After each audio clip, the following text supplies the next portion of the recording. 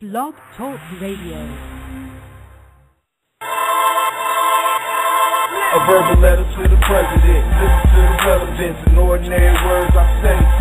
A verbal letter to the president. It should be more than evident. Some shit just don't change. A verbal letter to the president. Listen to the relevance in ordinary words I say. A verbal letter to the president. It should be more than evident. Same shit, different days. Roll up, smoke out, you know what I'm talking about. Every day the same shit, living by the dope house. Task out the folks out, how will it get better when you gotta sell that butter? Cause you really need that chance. Till they fight the war on drugs, like they fight the war on terror. Pledge allegiance to the flag when my future was so good. Politics is usual out, but no one looks into the mirror. So if we're gonna make a change, then our time is going near. Verbal letters to the president, listen to the relevance in ordinary words I say. A verbal letter to the president, it should be more than evident. Some shit just don't change. A verbal letter to the president, listen to the relevance in ordinary words I say. A verbal letter to the president, it should be more than evident. Same shit, different days. What up, Obama? Congrats on Osama. But my niggas in the hood got the same problems. Baby hoes, no job, and they can't find one. So we posted on the corner, get the handcuff. High label, that's the third making ends meet. I'm promoting non-violence, staying with my peace. The war started on drugs, now it's in the streets. Fuck a tired of killing niggas like me. A verbal letter to the president, listen to the relevance in ordinary words I say. A verbal letter to the president, it should be more than evident. Some shit just don't change. A verbal letter to the president, listen to the relevance in ordinary words I say. A verbal letter to the president, it should be more than evident. Same shit, different days.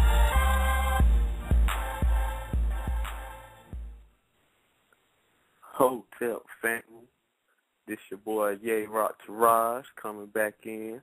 You know what I'm saying? Welcome to Determining Our Own Destiny show. Second week involved, you know. We getting straight to the information today. The topic will be the Black Panther Party and the 10-point program and how it affects us today. Let me bring in my co-host, Brother Flat. Brother Flat, you there? Yes, sir. Yes, sir. Shout out to the people. Can't ready for this conversation. This is important at hand that a lot of us young blacks don't know about that need to be talked about. That's right. You know what I'm saying? And we're going to go ahead and jump right in with this information. And we're going to start off by setting the scene of what allowed the Black Panthers to come together. You know what I'm saying? And you got to go back to the 50s, 60s. You know, a time when we tried peaceful protests. You know what I'm saying? Correct. You know, you got to look at it. We had Martin Luther King, his nonviolence, you know, but what happened? The police came out there with their dogs, with their fire hoses, with their batons, and they beat us, stuck their dogs on us, you know. They just assaulted us. 4 little girls going to church, they get bombed trying to pray. You know what I'm saying? So out of that comes Huey Newton and Bobby Seale. They form an organization, the Black Panther Party. You know what I'm saying? A lot of people heard of it, but I really don't think you know too much about it. You just know what people have told you about it. So today we're going to go to the 10-point program that these brothers put together. You know what I'm saying? And we're going to determine whether those points still matter to us today. You know what I'm saying? Before we start, you got anything else to say to that, Brother Flat?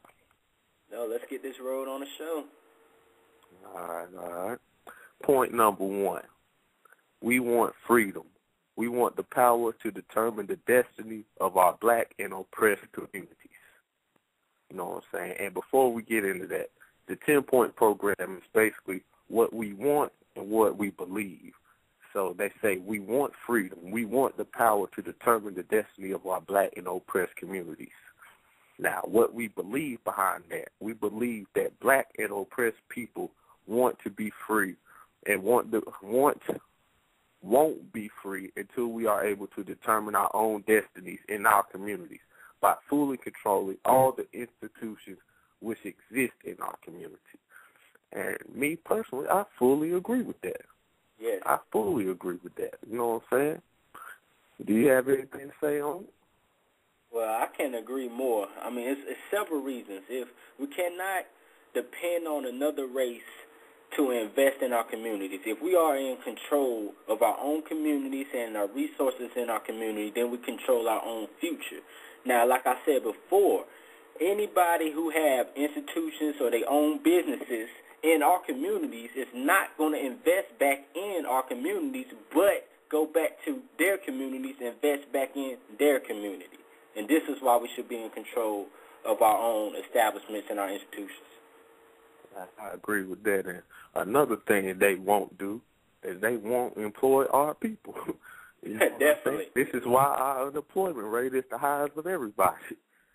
But, you know, I think we're ready to move on. Point two, we want full employment for our people.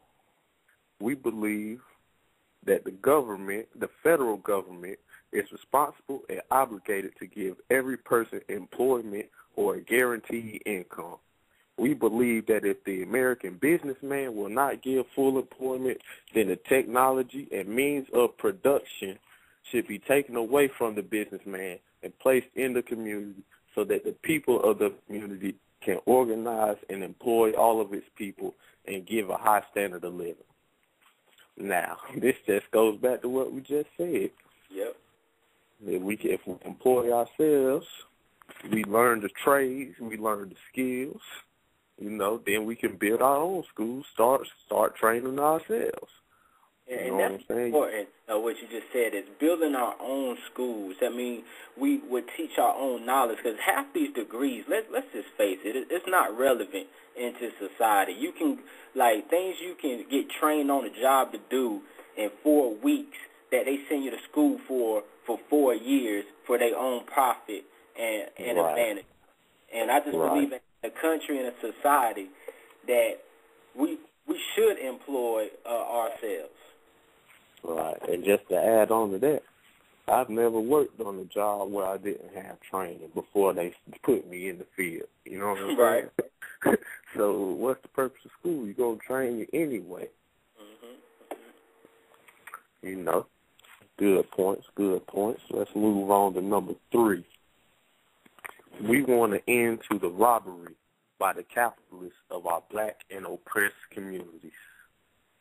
We believe that this racist government has robbed us, and now we are demanding the overdue debt of 40 acres and 2 mules.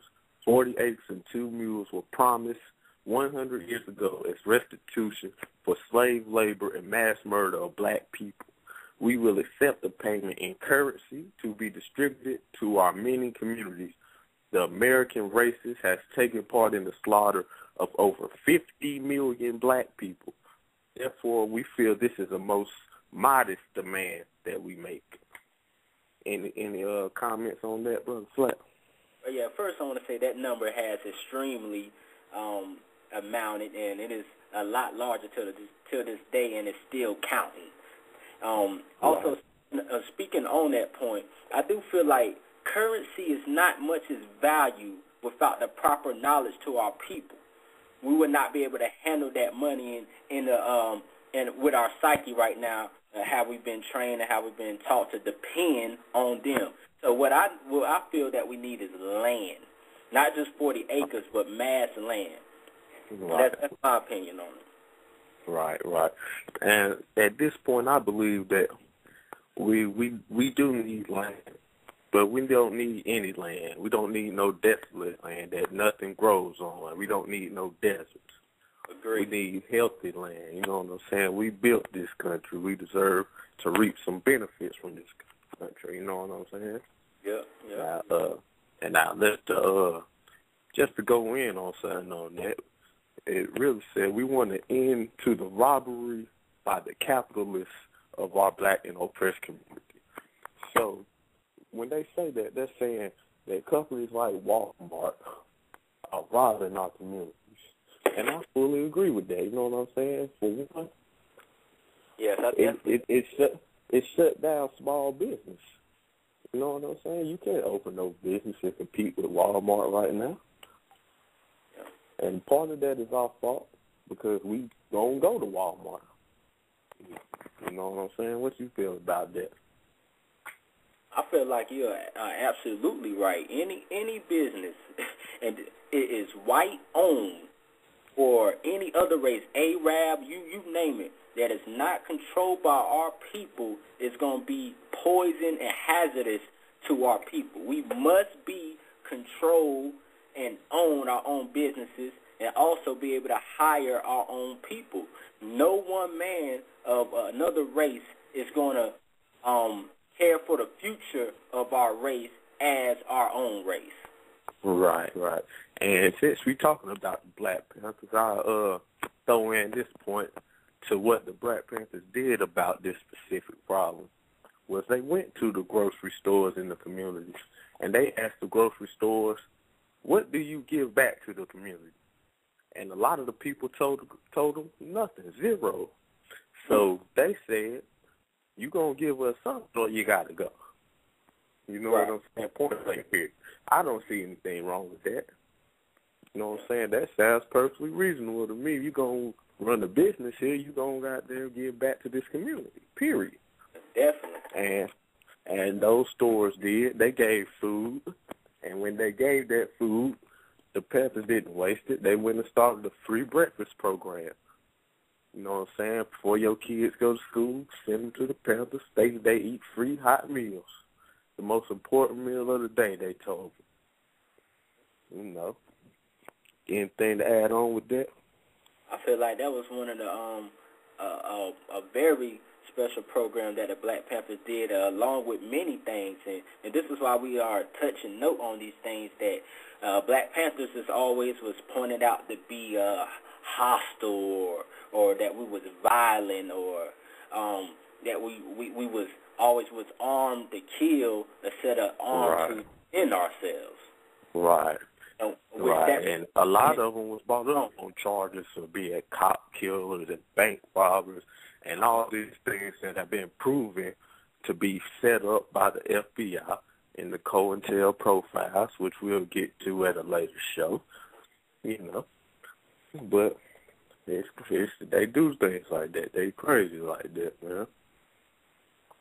So let's move on to this next point. Topic to get the true knowledge out there about the Black Panthers and this 10-point program just to show you what their beliefs was and how they feel like the solution would be to the problem.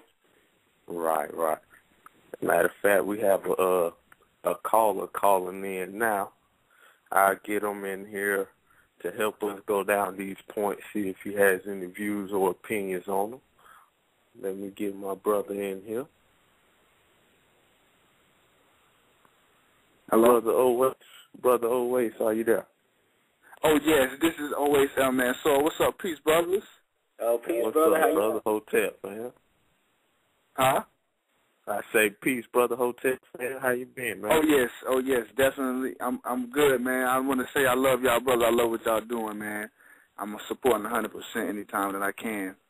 Appreciate that. We thank you for being a guest on the show. Can't wait to hear your brilliant thoughts on it, as you always have. Oh, definitely, you know what I'm man. saying? I just want to say, man, the Black Panther Party, the 10 points that I was unfortunate to miss. Well, we still going through it. We still going y'all through still going through them? Okay, yeah, well, as far as the Black Panther Party, man, I think that's a really, really, it's like a basic understanding for our people. It's really vital that they understand that, man. The organization, what they were built on, and how they were so focused in on the community. And a lot of people don't understand that the Black Panther Party, when their basis was in the community. Now people they're so directed to the NCAA when the NCAA deals with the beast in a whole. They're not really in our communities, because if they was, our people would have different mind states, and that's where the bondage is. You know. Right. I have my own opinions about the NAACP. Exactly. And I feel that's for another show.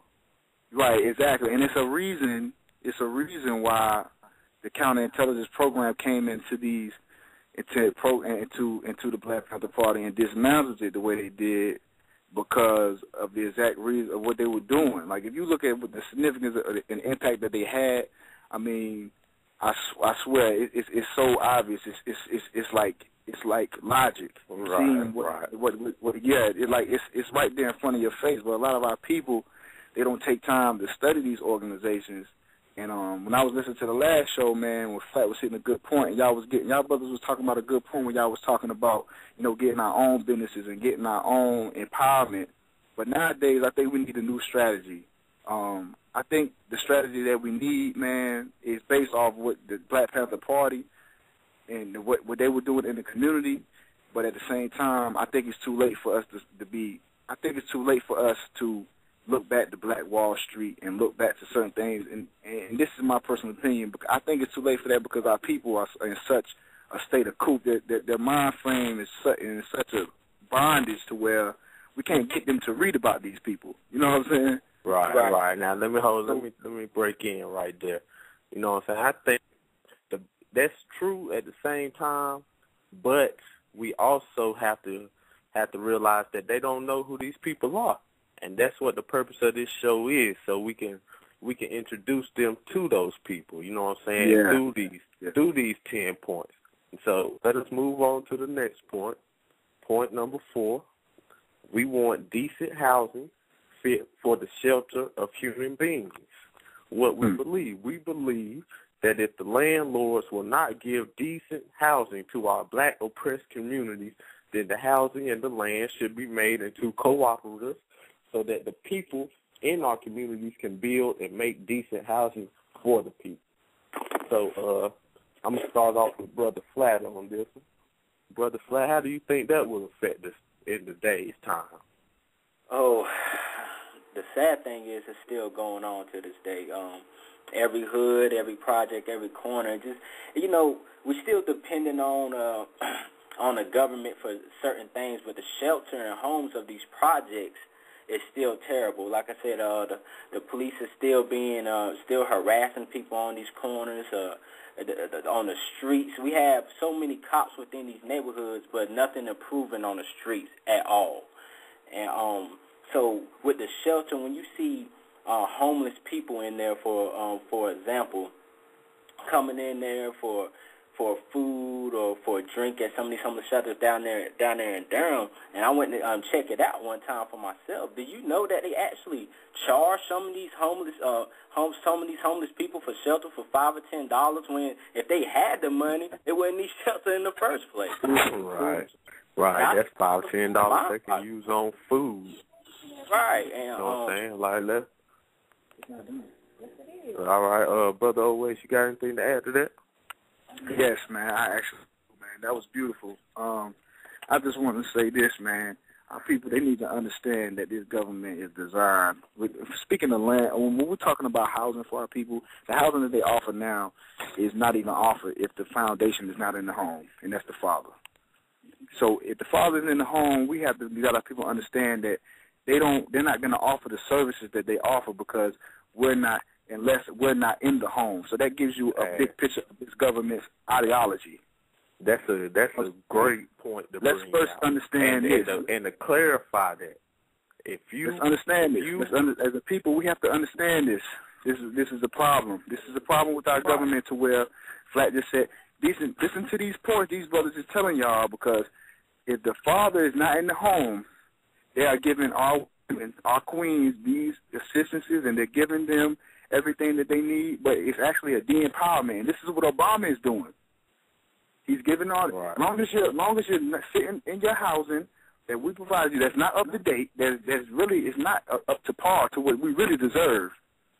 Right. Where as long as you're not, the father's not in the house, the black male figure, that means that we're going to give you everything that you need. But as soon as we find out they're in the house, and this is what the Black Panther Assata talks about. The Black Panther, if y'all not familiar with her, she talks about this in her book. Let me stop you, because we limited on the time. But okay. To clarify what you're saying, though, if you on welfare or you on, what's it called, where you get the housing, Section 8. You on Section 8, you know what I'm saying? You have to be a single mother. You cannot have a man in their house when they come inspect it, or they will take your shit. Don't complain about us not having black families. if you're using this program. Right. You know what I'm saying? Now let's move on to the next point. We want decent education for our people that exposes the true nature of this decadent American society. We want education that teaches us our true history and our role in the present-day society. What we believe in the educational system that will give our people a knowledge of self. If you do not have a knowledge of yourself, your position in society and the world will have little chance. You will have little chance of knowing anything else. Brother Flat, we're gonna start with you on that one. This alone right here, point 5, can arguably, in my opinion, be the most important thing to our people.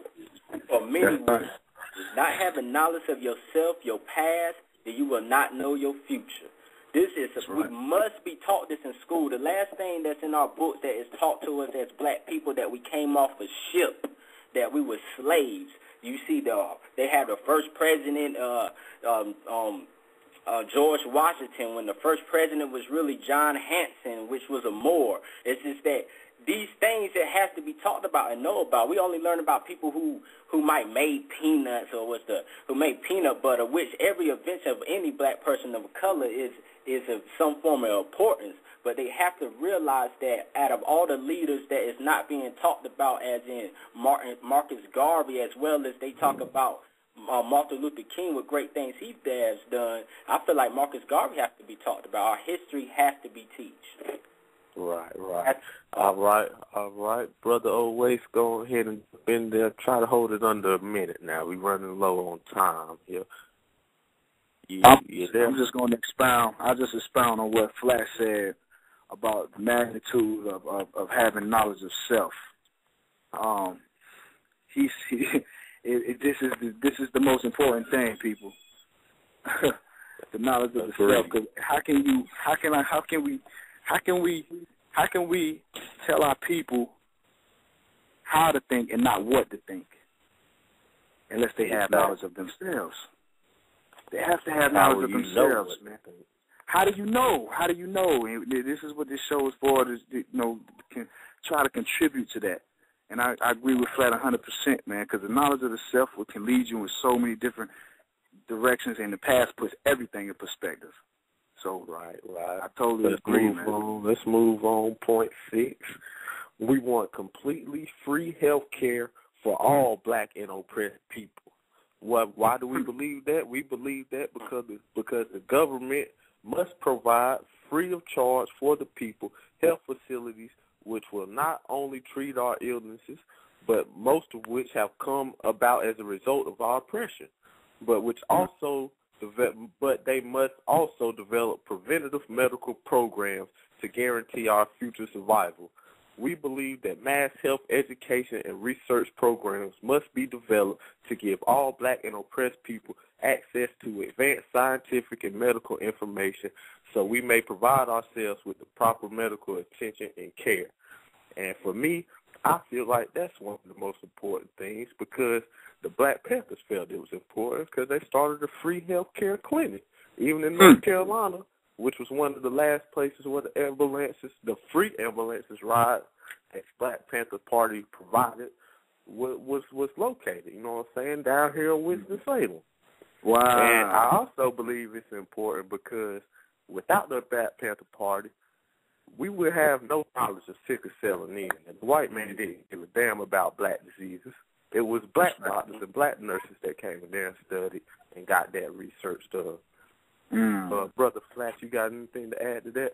Yeah, real quick, I know we're on time, but you have to understand the government is power hungry. It's all a business, and their business is to depopulate, to control. They was doing experiments on us and on our people, so it's no way we should give them the power to care for the sick of our people when they was experimenting on our people and injecting and making us take things that made our health even worse and put us in a position that we in now, all for depopulation and for a profit. And that's where like places like Parenthood come in, and it's just to depopulate our people. So I completely agree that we must be in control of our health care, and health care must be free to all citizens that is in America as a country for us to strive. I agree with that, and I just agree with that. We're gonna move on to Oasis right here. Go ahead, brother Oasis. Yes, I was just, I definitely agree with both of y'all brothers on that. The significance of that, just to let it briefly, this government never considered us equal. The Black Panther Party knew that. It's time for them to empower ourselves, and that's what they did, and we should follow their example. It's a very example. That's a true example of that party, what they did, how they affected the community, and they knew that this government never dehumanized us. And it was a point of the diseases that came to us was because of oppression and things that they did to us, and it's so true. If our people would just look and see and open their eyes, man, they can see the same thing that the party did, man. That's it. All right. Let's move on. Point 7. We got about 3 minutes left, so I'm gonna just go ahead and run through the rest of these, at least through 7 and 8. Number 7, we want an immediate end to police brutality and murder of black people and other people of color, all oppressed people inside the United States. We believe that the racist and fascist government of the United States uses its domestic enforcement agencies to carry out its program of oppression. We believe it is our right, therefore, to defend ourselves against such armed forces, and that all black and oppressed people should be armed for self-defense of our homes and communities against these fascist police forces. And I know I said I'm going to move on, but I got to add something to that right there. You know what I'm saying? Because the Black Panther Party did something in particular to stop the police brutality. They formed their own police riots or gangs or whatever, or police patrol, and they went out and patrolled the police.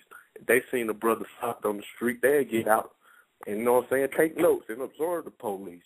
And plenty of times they got into incidents with the police, but the police didn't do anything because the Black Panthers had their shotguns cocked and ready. You know what I'm saying?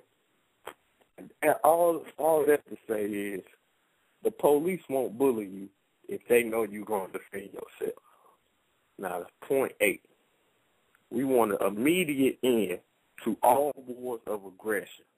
We believe that the various conflicts which exist around the world stem directly from the aggressive desires of the United States ruling circle and government to force its domination upon the oppressed people of the world. We believe that if the United States government or its lackeys don't cease the aggressive wars, it is the right of the people to defend themselves by any means necessary against the aggressor. Now, we got about a minute left. You know what I'm saying? I want to thank you for calling Brother Oasis, and I'm going to let Flat go ahead and say anything he got to say in this last minute. Brother Flat, you there? Yes, I just want to speak on that last point 8 real quick.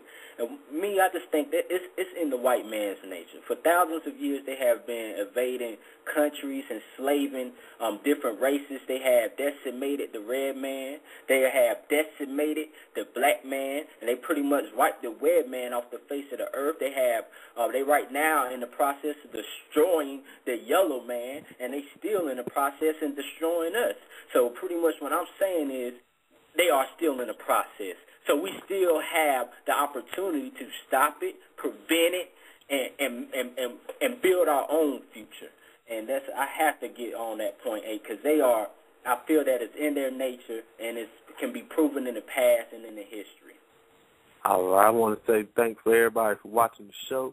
Oasis, if you're there, you got about 15 seconds. Okay, I just want to say Sean Bell, Trayvon Martin, and Oscar Grant, man. Hey, powerful, bro. Powerful, man. Google that. Hey, and anything else you need to know about the Black Panthers, you know what I'm saying? They on YouTube. Look up the murder of Fred Hampton, the history of the Black Panther Party. You know what I'm saying? You still there, Flat? Yes, definitely. The murder of Fred Hampton, the history of the Black Panther Party, and the history of the original Black Panthers. Please YouTube and watch some videos. And it's very informative and powerful stuff. Yeah, that's right, man. And one thing I want to say before we end, as the Black Panthers always said, power to the people. And that don't mean just black power. That means goddamn white power to white people, black power to black people, red power to red people, yellow power to yellow people. Power to the people. See you next week.